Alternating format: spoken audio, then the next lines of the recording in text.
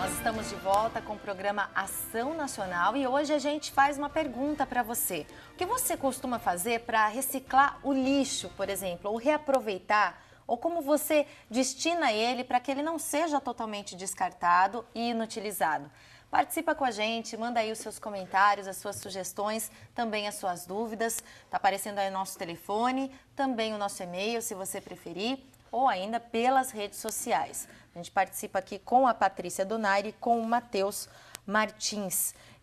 Já aproveitando uma dúvida do Marcos Tonin, que escreve para a gente no Facebook, ele disse o seguinte, que eles tentam separar o lixo, mas pelo que é percebido na casa, no momento da coleta o caminhão coloca tudo junto e no mesmo lugar. Ou seja, será que realmente vale a pena todo esse trabalhão da gente separar o lixo? É inútil essa atitude ou não? Existem poréns aí, o que dá para a gente dizer? Então, o que acontece hoje é que apenas 14% dos municípios brasileiros, eles têm iniciativas de coleta seletiva. E hoje, pela lei da Política Nacional de Resíduos Sólidos, os municípios são obrigados a instituir a coleta seletiva em seus municípios, fortalecer a ação das cooperativas.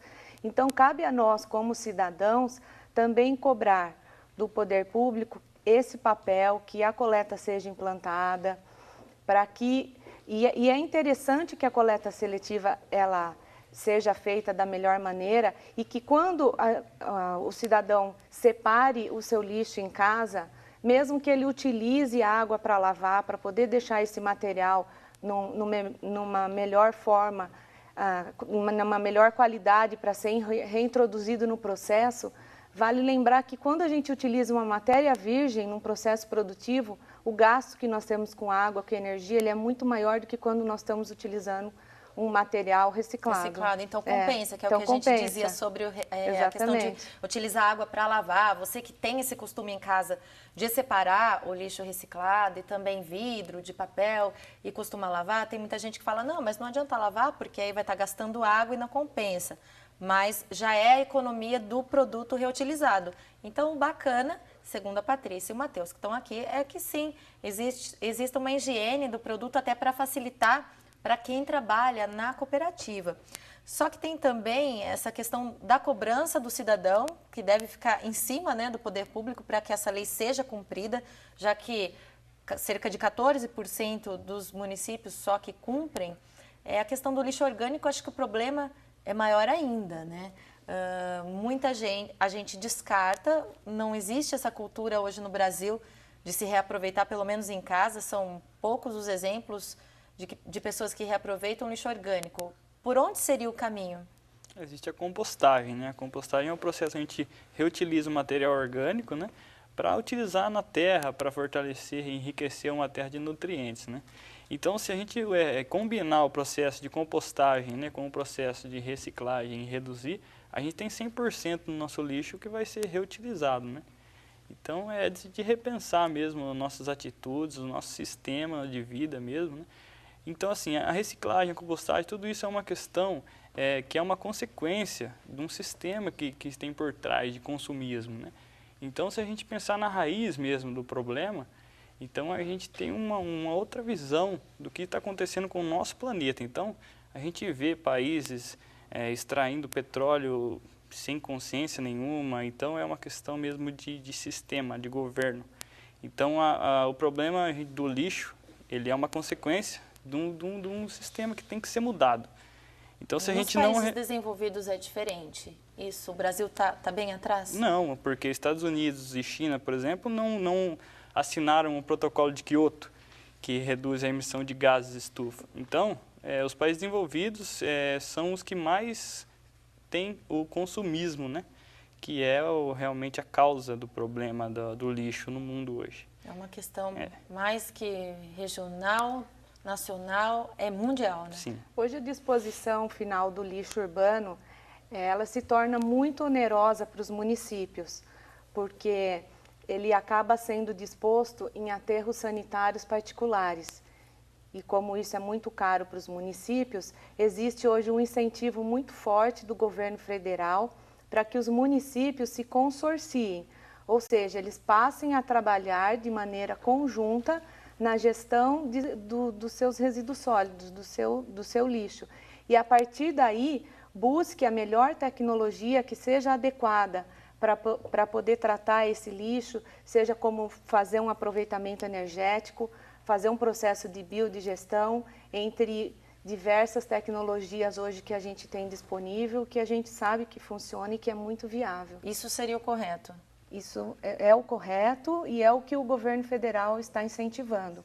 Na região metropolitana de Campinas, nós temos uma iniciativa nesse sentido, que é a instituição do Consórcio de Resíduos Sólidos da região metropolitana de Campinas, onde atualmente esse consórcio ele é constituído por 8 municípios e acabou de concluir o seu plano de resíduos sólidos integrado e vem trabalhando junto para que possa alcançar essa ação final, que é a gestão do seu lixo em comum, chegar numa tecnologia em comum para resolver esse problema também do gasto que o município tem para dispor.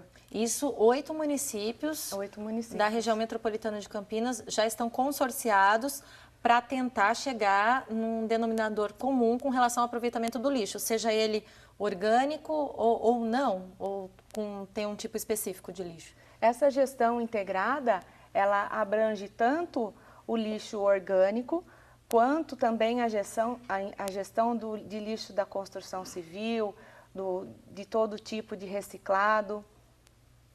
Geral, a preocupação é geral. E a gente tem algum passo concreto já nesse sentido? A gente tem alguma informação sobre isso ou ainda é cedo? Esse projeto está começando, Patrícia? Já o plano de gestão integrado, ele está em processo de conclusão, mas já vem em andamento todo um trabalho já há mais de 3 anos, onde os municípios estão sim preocupados em resolver essa questão conjuntamente. Com relação a quem tem uma microempresa ou uma indústria, por onde a pessoa começa, né, ter algumas atitudes que podem ajudar na melhor forma de se descartar o lixo? Depende muito ainda do governo ou, por exemplo, de um consórcio como esse que vai incentivar as empresas a fazerem isso? Ou existem algumas medidas que podem ser muito bem adotadas dentro das empresas para que isso já comece a ser feito? Então, a solução ela vem de todos os lados, né? Como a gente disse no começo. Então, ela começa no local, mas ela também vem de cima do governo, do Rio Mais 20, por exemplo, que foi uma reunião que teve no Brasil para discutir esse assunto, esse tema. No caso da empresa específica, ela faz sua parte na área de reciclagem, né? Conscientizando e reeducando, porque as pessoas adultas, ela tem mais dificuldade de lidar com esse sistema de reciclagem. Então, é uma reeducação que vem de todos os lados e a empresa, como uma parte que a pessoa está ali diariamente, incentivando o funcionário a jogar no latão certo, reutilizar seu lixo, reduzir o seu gasto, né? É mais uma medida que vai mudar, né, esse paradigma que a gente tem de consumo exagerado de materiais, né? Quando a gente fala em lixo, ainda a gente tem os produtos eletrônicos que também geram muito lixo. Nesse caso, né, computadores, baterias de celulares, como é que a gente descarta esse tipo de produto? Nesse caso, a própria lei de resíduos sólidos, ela estabelece uma das diretrizes que é a logística reversa, ou seja, é o retorno do seu produto, seja da embalagem ou do seu próprio produto após o tempo de vida útil, para o fabricante e para que esse possa destinar para o setor produtivo que faz a reutilização dessas embalagens. E hoje tem se estudado como que essa logística reversa ela vai funcionar para os diversos tipos de resíduos, alguns como as lâmpadas, baterias, eles já foram estabelecidos, outros estão ocorrendo reuniões setoriais entre governo e iniciativa privada para que possa ser definido a melhor maneira com que esse material, depois do seu tempo de vida útil, seja retornado para a empresa responsável e posteriormente para a cadeia produtiva.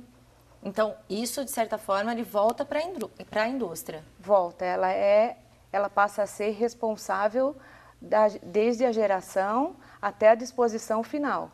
Tá, mas para quem está em casa e que tem esse tipo de lixo eletrônico, por exemplo, que é reaproveitável, hoje a divulgação é grande, já é suficiente para que as pessoas possam descartar isso da melhor forma possível? Como é que a pessoa se informa sobre isso? Eu estou lá em casa, onde que eu sei, onde eu posso levar, né, esse tipo de lixo? Tem como a gente orientar, mais ou menos? Muitas vezes vem no próprio manual, vem alguma coisa sobre o descarte desse material. Mas, por exemplo, a gente vê empresas de grande porte, bancos, que já têm postos de coleta de pilha, por exemplo, de baterias, né?